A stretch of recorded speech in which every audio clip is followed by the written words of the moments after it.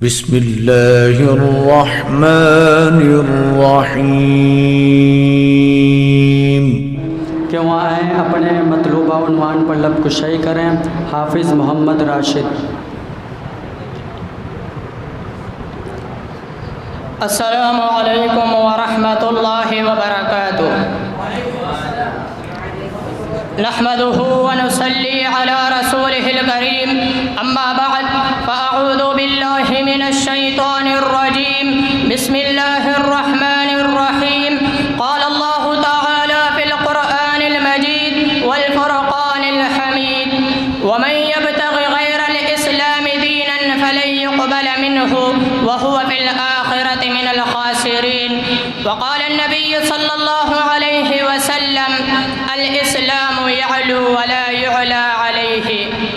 سامعین کرام، دین اسلام ایک مکمل ضابطۂ حیات اور دین فطرت ہے۔ دین اسلام بلا تفریق تمام انسانیت کی رشد و ہدایت اور خیر و بھلائی کے لیے نازل کیا گیا ہے۔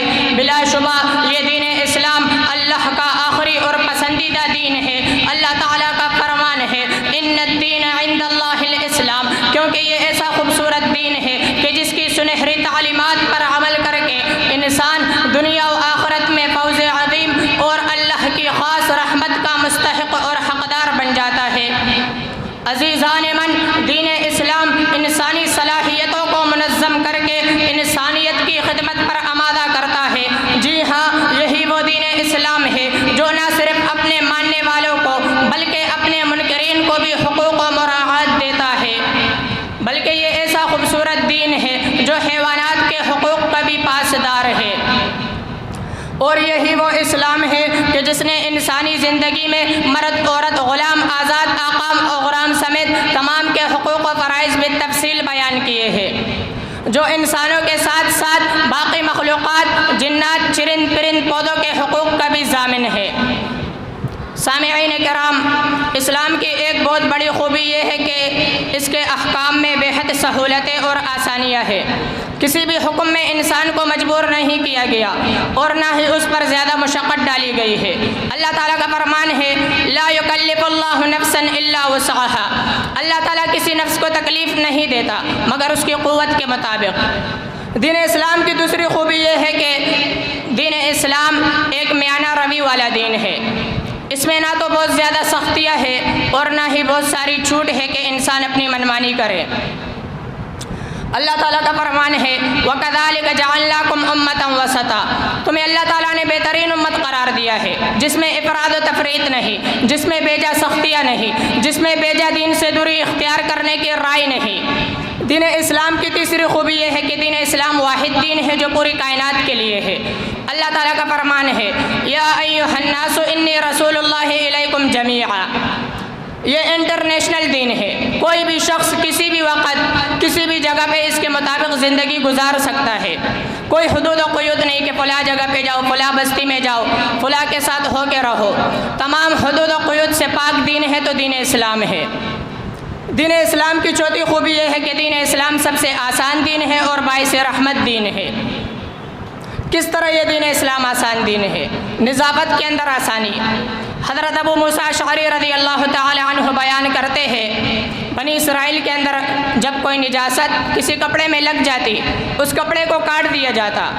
اور دوسری روایت کے الفاظ ہے بنی اسرائیل کے اندر اگر نجاست پیشاب کے چند قطرے لباس پہ جسم پہ لگتے تو کیا کرتے؟ وہاں سے کاٹ دیا جاتا۔ اور اسلام نے آسانی کیا دی، آپ اس میں پانی بہاؤ اور پانی سے دھو لو، پاک ہو جائے گا۔ سامعین کرام، دین اسلام کی خوبی یہ ہے کہ دین اسلام اتحاد و اتفاق، اخوت و مساوات کا حکم دیتا ہے۔ اللہ تعالیٰ کا فرمان ہے انما المؤمنون اخوۃ، جس کی وضاحت زبان مصطفیٰ علیہ السلام سے بھی ہوتی ہے، المسلم اخو المسلم۔ دین اسلام کی خوبی یہ ہے کہ دین اسلام عدل و انصاف کا حکم دیتا ہے۔ اللہ تعالیٰ کا فرمان ہے وَإِذَا حَكَمْتُم بَيْنَ النَّاسِ أَن تَحْكُمُوا بِالْعَدْلِ۔ دین اسلام کی خوبی یہ ہے کہ دین اسلام امانت کی پاسداری کا حکم دیتا ہے۔ اللہ تعالیٰ کا فرمان ہے ان اللہ یأمرکم ان تؤدوا الامانات الی اہلها۔ دین اسلام کی خوبی یہ ہے کہ دین اسلام لوگوں کے ساتھ آسانی اور نرمی سے پیش پھیلانے کا حکم دیتا ہے اور نفرت پھیلانے سے روکتا ہے۔ نبی علیہ السلام کا فرمان ہے یسروا ولا تعسروا، دین اسلام کی خوبی یہ ہے کہ دین اسلام خوشخبری دینے کا حکم دیتا ہے اور نفرت پھیلانے سے روکتا ہے۔ بشروا ولا تنفروا، دین اسلام کی خوبی یہ ہے کہ دین اسلام انسانیت کی خیر خواہی کے لیے نازل کیا گیا ہے۔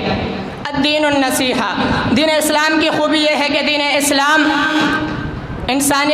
دین اسلام کی خوبی یہ ہے کہ دین اسلام ایک دوسرے کے ساتھ ہمدردی کا درس دیتا ہے۔